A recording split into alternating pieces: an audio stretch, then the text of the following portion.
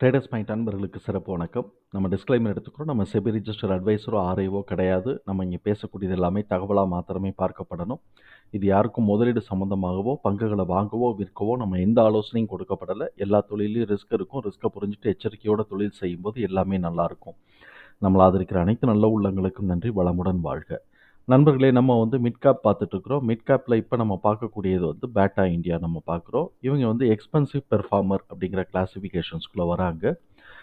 High financial strength இருக்குது. Valuation affordability இல்லை, எக்ஸ்பென்சிவாக மாறிடுச்சு. அதாவது ஓவர் வேல்யூஷனாக போயிட்டுருக்கு. டெக்னிக்கலாக பார்த்தோம்னா இது நியூட்ரல் ஜோனுக்குள்ளே போய்கிட்டு இருக்கு. இப்போ அனாலிசிஸ்ட் என்ன ப்ரைஸ் சொல்லியிருக்கிறாங்க, 1465 அப்படின்னு சொல்லிட்டு இவங்களுடைய டார்கெட்டை டவுன் சைட் பண்ணியிருக்கிறாங்க. பிஏ பொறுத்த வரைக்கும் நியூட்ரல் ஜோன் தான் காட்டிக்கிட்டு இருக்கு. இப்போ உங்கள் ஃபண்டமெண்டல் அனாலிசிஸ்டோட கீ மெட்ரிக்ஸை பார்த்தோம்னா, interest coverage ratio 7.2, current ratio 2.1 இருக்குது. இது மோர் தென் எனஃப். அப்போ நல்ல சால்வன்சி ரேஷியோ, நல்ல ஸ்ட்ராங்கான சால்வன்சி ரேஷியோவை பில்ட் பண்ணியிருக்கிறாங்க.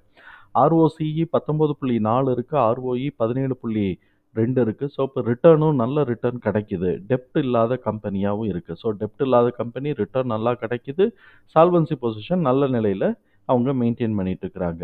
அதனால நல்லா இந்த கம்பெனி நல்ல ஸ்ட்ராங்கான கம்பெனி, நல்ல கம்பெனின்னு நம்ம எடுத்துக்க போகிறோம்.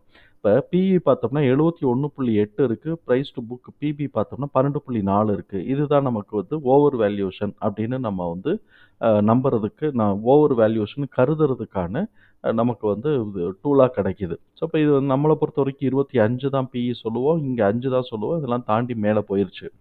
இப்போ 1 இயர் ஃபார்வர்டு இபிஎஸ் எஸ்டிமேஷன் 26.5 இருக்குது. ஸோ இப்போ 26.5ங்கிறத நம்ம 25ன்னு போட்டோம்னாலே 1210 தான் வருது. இப்போ அதுவே நமக்கு ரொம்ப டிஃப்ரென்ஸ் இருக்குது. இப்போ கரண்ட் ப்ரைஸ் 1467 இருக்குது. இப்போ 1200க்கு வந்தால் ஆச்சரியப்படுறதுக்கு இல்லை. கன்சல்டன்ஸ் ரெக்கமெண்டேஷன்ஸில் 20 அனாலிசிஸ்ட் சொல்லியிருக்கிறாங்க. அதில் 5 பேர் செல் கொடுத்துருக்குறாங்க, 6 பேர் ஹோல்டு கொடுத்துருக்குறாங்க, 9 பேர் பை கொடுத்துருக்குறாங்க. கேஷ் ஃப்ளோவை பொறுத்த வரைக்கும் நெட் கேஷ் ஃப்ளோ நெகட்டிவாக போயிருக்கு. இது நெட் கேஷ் ஃப்ளோ கிட்டத்தட்ட நெகட்டிவ் தான். ஆமாம், நெகட்டிவ் தான். நெட் கேஷ் ஃப்ளோ நெகட்டிவாக போயிருக்கு. அதே மாதிரி கேஷ் ஃப்ரம் ஆப்ரேஷனும் நெகட்டிவாக தான் போயிருக்கு. சரி, இப்போ ஆனுவல் ரிசல்ட் என்ன சொல்லுதுன்னு பார்த்தோம்னா, ஆனுவல் ரிசல்ட் நெட் ப்ராஃபிட் போன வருஷத்தை கம்பேர் பண்ணும்போது 18% குறைஞ்சிருக்கு. பட் ரெவின்யூ 1%, 1.4% இன்க்ரீஸ் ஆகிருக்கு. இப்போ நம்மளுடைய இதை பார்த்துருவோம். புக் வேல்யூ பார்த்தோம்னா இப்போ 118.8 இருக்குது. டிடிஎம் புக் வேல்யூ 454 இருக்குது. கரண்ட் புக் வேல்யூ 118.8 இருக்குது. குவார்ட்டர்லி பெர்ஃபார்மன்ஸ் என்ன செய்யுதுன்னு பார்ப்போமே. Net profit year on year, அதாவது இந்த மார்ச் டு போன மார்ச்சை கம்பேர் பண்ணும்போது 3% கீழே இறங்கியிருக்கு. அதே மாதிரி ரெவின்யூ பார்க்கும்போது 4% இன்க்ரீஸ் ஆகிருக்கு. அப்போ Q to Q இன்க்ரீஸ் ஆகிருக்கானா, ரெவின்யூ Q to Q குறைஞ்சிருக்கு. அதே மாதிரி நெட் ப்ராஃபிட் 58லேருந்து 63 இன்க்ரீஸ் ஆகிருக்கு. நெட் ப்ராஃபிட் இன்க்ரீஸ் ஆகிருக்கு. இபிஎஸ் 5 அப்படிங்கிற பொசிஷனில் 0.5 இன்க்ரீஸ் ஆகிருக்கு. ஷேர் ஹோல்டிங் பேட்டர்னை நம்ம பார்ப்போம். ஷேர் ஹோல்டிங் பேட்டர்ன் பார்த்தோம்னாக்க இது ப்ரொமோட்டர்ஸ் அப்படியே 50% இருக்கிறாங்க. இவங்க எஃப்ஐஎஸ் டிசம்பர் டு மார்ச்னு வரும்போது இவங்க ஏற்றி வச்சுருக்கிறாங்க, 0.4% ஏற்றி வச்சுருக்கிறாங்க. டிஏஎஸ் என்ன பண்ணி வச்சுருக்கிறாங்க, கிட்டத்தட்ட 4% குறைச்சிருக்கிறாங்க. 19லேருந்து 15 குறைச்சிருக்கிறாங்க. ஸோ இப்போ 3-4% குறைச்சிருக்கிறாங்க. இப்படி இருக்கக்கூடிய இந்த சூழலில் நம்மளுடைய இதோட இபிஎஸ் கால்குலேஷன்ஸ் எல்லாத்தையும் தூக்கி நம்ம உள்ளே போட்டோம்.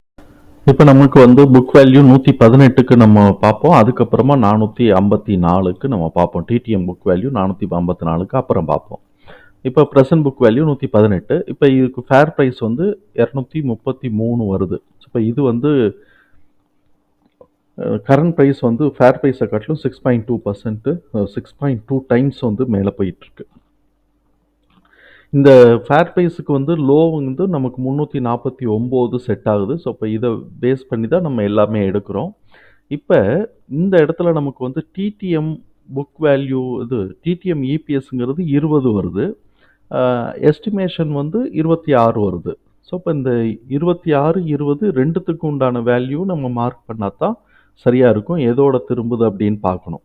அப்படி வந்தது அப்படின்னு சொன்னாக்க இதுக்கு என்ன பாசிபிலிட்டிஸ் இருக்குது அப்படின்னு சொன்னால், 447லேருந்து 615 வரைக்கும், 447, 461, 488, 507. இந்த இது வந்து பார்த்தோம்னா டவுன் ட்ரெண்டுக்குள்ள மினிமம் மேக்ஸிமம். அப் ட்ரெண்டுக்குள்ள மினிமம் மேக்ஸிமம்ங்கிறது 539, 566, 582, 615. இது எதுக்காக அப்படின்னு சொன்னால் கரண்ட் புக் வேல்யூ 118க்கு. சப்போஸ் இதுவே வந்து நமக்கு வந்து இந்த டிடிஎம் புக் வேல்யூவாக இருந்ததுன்னா, ஏன்னா அதெல்லாம் பீட் பண்ணி தானே போயிருக்கு. அப்போ வந்து அதே 20 இபிஎஸ் டிடிஎம் ஆன 20க்கும் ஆனுவல் எஸ்டிமேஷனுக்கான 26க்குன்னு எடுத்தோம்னா 805லேருந்து 869 மேக்ஸிமம் ஆகும். அப் ட்ரெண்ட் மேக்ஸிமம் ஆகும். அப் ட்ரெண்ட் மினிமமாக 721 டு 774 காட்டுது. டவுன் ட்ரெண்டுக்குன்னு வந்துச்சுன்னா 621 டு 659, இது டவுன் ட்ரெண்டோட மேக்ஸிமம். 541 டு 568ங்கிறது மினிமமாக இருக்குது. ஸோ இப்போ இந்த வேல்யூஸ் எல்லாத்தையும் நம்ம போடுறோம். இப்போ நம்ம லேமேன் கால்குலேஷன் போடுவோமே, லேமேன் கால்குலேஷன் என்னது, நமக்கு வந்து எஸ்டிமேஷன் 26 காட்டுது. அப்போ 26க்கு வந்து 25ன்னு போட்டால் 650, 650 மேக்ஸிமம். அப்போ நமக்கு 650ங்கிறது எங்கே வந்திருக்கு, இதில் வந்து இதோட மேக்ஸிமம் 615 தான் வந்திருக்கு. இதோட மேக்ஸிமம் 615. அப்போ 650ங்கிறது டிடிஎம் புக் வேல்யூவோட டவுன் ட்ரெண்டோட மேக்ஸிமம் ப்ரைஸ் 659 நமக்கு வந்திருக்கு. இந்த மாதிரி ஒரு லேமேன் கால்குலேஷனுக்கே போட்டணும். இப்போ இந்த அளவுக்கு இது வந்து ரொம்ப ஓவர் வேல்யூடாக இருக்குது. இப்போ இது எந்த அளவு எப்படி அட்ஜஸ்ட் பண்ண போகுது, இபிஎஸ்ஸை எப்படி அட்ஜஸ்ட் பண்ண போகுது, புக் வேல்யூ இனிமேல் இயர் ஆன் இயர் தான் நம்ம புக் வேல்யூ வரும். இப்போ இபிஎஸ்ல அட்ஜஸ்ட் ஆகணும். இப்போ இதெல்லாம் தாண்டி 26 பிரேக் பண்ணி 30, 40ன்னு போகிற மாதிரி இருந்தால் மாத்திரம்தான் நமக்கு வந்து ஆப்பர்ச்சுனிட்டி அப்படிங்கிறது, அது மேலே போகிறதுக்கான ஆப்பர்ச்சுனிட்டி அப்படின்ட்டு இருக்கும். ஸோ இப்போ இந்த வேல்யூலாம் தூக்கி நம்ம வந்து இதுக்குள்ளே போட்டோம். இதுக்குள்ளே போட்டாக்கா 1290க்கு வர அந்த அவங்களோட அந்த இதுக்குள்ளே நம்ம போட்டோம்னா அந்த அந்த மாதிரி வராங்க.